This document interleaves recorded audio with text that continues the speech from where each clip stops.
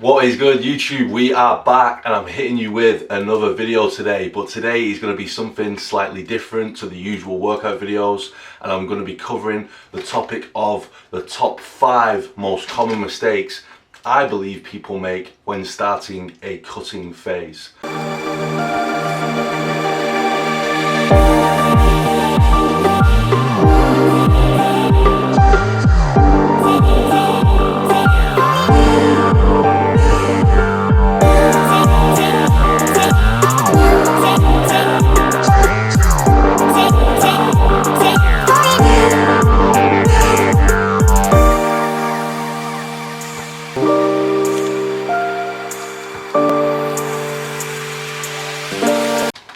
So, number 1 on my list is upping cardio way too quickly. So, when people start a cutting phase or a shredding phase or getting shredded for summer, they will instantly be like, bro, how much cardio? 30 minutes, an hour, 5 days a week, high intensity interval training, all things like that. And, you know, starting cardio is a tool to use throughout the whole cut or throughout the prep into a show. So you want to be able to have this as a tool for the long run, you know what I mean? So if you start doing 30 minutes, an hour and 20 minutes every single day from the get-go, you are already using and utilizing that tool far too much in the beginning stages. Because, for example, say an individual, I'm just going to throw out some random numbers out there. So if an individual started with, say, 3,000 calories, my clients, what I would do is I would have them doing roughly 15 minutes of light intensity steady state cardio, and then we would go from there and we would use cardio as the main catalyst at the beginning, but the calories would be close to maintenance. So you want to see cardio as a tool to create a deficit. So it's all about energy expenditure, and as the weeks go on you can slowly increase cardio and slowly pull food, but at first you might not need to pull food, or at first you might not. Usually we would use cardio as a tool because you want to keep your food quite high. So a lot of people tend to want to, and this is for the average public as well, because they might have been eating, say, 3,000, 4,000, even 5,000 calories some weekends, eating pizzas and, you know, eating binging and stuff. And then all of a sudden they just want to, you know, up cardio to the point where it's like an hour a day, 5 days a week, and you're already using the tools that we would utilize down the line. So that is something you don't want to do, and a common mistake on my list. Number 2 on the list is a very similar mistake that people make, and I think this one is very important because, like I said previously, you'll have individuals eating, sometimes they don't even know what they're eating. Sometimes they're eating, say, 2,000 calories, 3,000 calories some days 5,000 calories, and then all of a sudden, and a lot of it's coming from junk food and foods that are not really optimal for muscle building or muscle preservation, and then they will want to, bro, can I eat chicken, can I eat egg whites, no carbs, things like this, things of that nature. And it is just not ideal and it's not optimal, because you end up dropping your calories to a point where you're already starting at, say, 1,600, and then it's the same story. Where are you going to go? You have 12, 14, 16, 20 weeks left, and you know, you've got to use these, you're using up the tools that we have at our disposal already. So you want to think of these as tools to use to enforce fat loss over the course of the period of the cut. And if you use all these tools too quick, you're going to run out of, it's not going to be sustainable. You're going to run out of tools to use to create a deficit or burn calories, and you're going to have to reassess, and it's going to be a bit of a mess.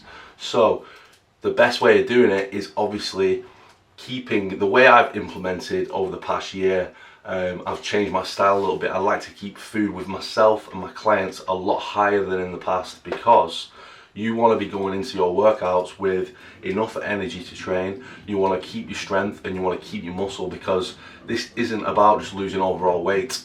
Losing overall weight's easy. I mean, you'll bump cardio up, like I said before, you'll bump cardio up 5 days a week, an hour a day. You know, you're creating that huge energy, you know, imbalance, and then in turn you're going to lose a ton of water and a ton of fat.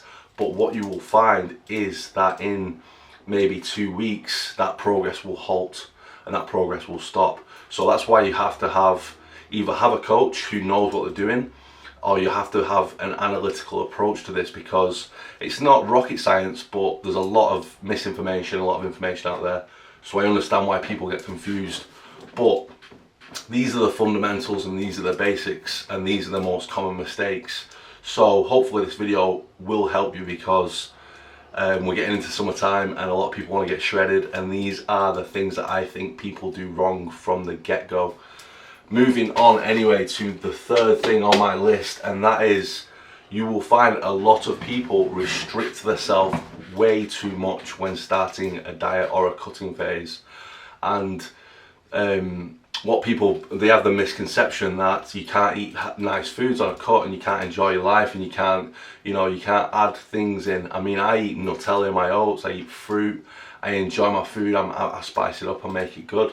I'm going to make a video on that actually as well, because I think it'd be a great thing to show you what kind of foods you can utilize as low calorie dense foods that do fill you up and keep you fuller for longer, because that is another key part of being able to sustain a cut and be consistent, because that's the main, I know we've heard it all before, but that's the main fundamental and that's the main key component to completing a fat loss phase successfully, and it is being able to be sustainable and being able to be consistent. So if you're enjoying the food you're eating and it doesn't really feel like, you don't want to feel like you're on a diet, quote unquote. So that's the third tip.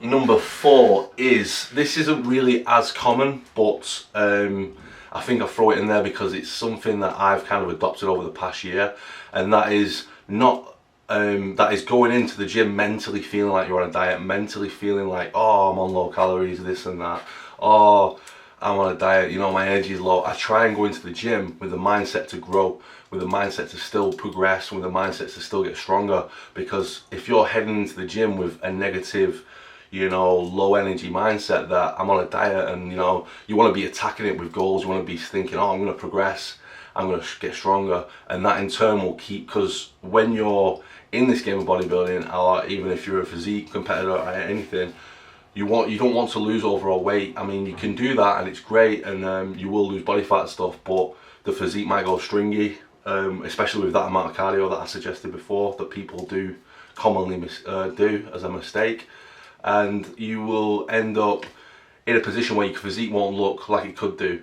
So you want to keep your weights high and you want to keep your strength up throughout the whole time. So the last but not least thing on my list is not drinking enough water. And I think this, I'm generalizing here, but I think this goes to you ladies out there, because from my experience, you girls seem to not really drink a lot of water in general, and it is a huge component of, it's a huge component of anyone who, average person, training, anything. I think it fuels the workouts, I think it keeps your mind right, I think it keeps your energy up, and you'll find a lot of people on a cut or on a shredding phase will believe that they're starving, they're hungry, but in reality, they are actually dehydrated.